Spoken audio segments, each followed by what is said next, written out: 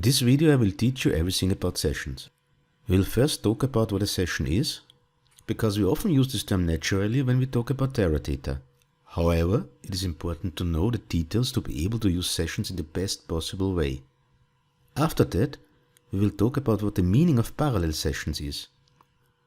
I will show the situations where it makes sense to use multiple sessions in parallel to increase performance, and I will show you the situations where it doesn't make sense and is only wasting resources.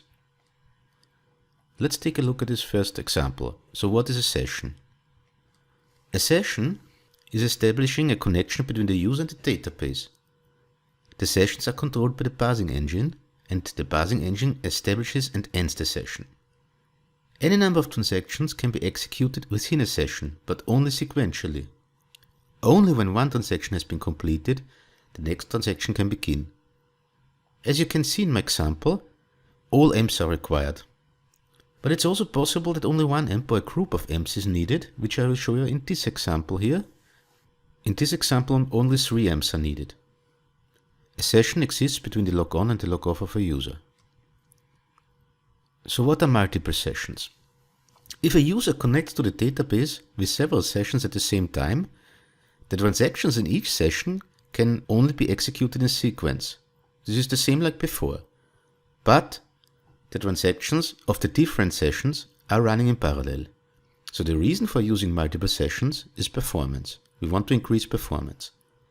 You have to remember one thing. Creating multiple sessions is not for free. Connecting sessions to the database system costs resources. So we have to consider always if it's worthwhile from a performance point of view to add additional sessions. Here's an example when multiple sessions are not useful. So what is the reason?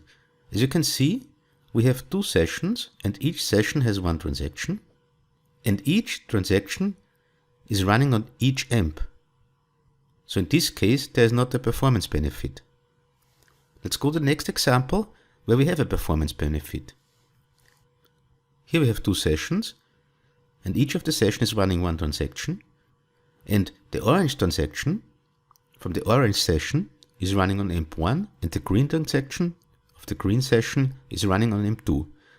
So these 2 transactions are really running in parallel because they are running on different EMPs. Let's now talk about when to use multiple sessions.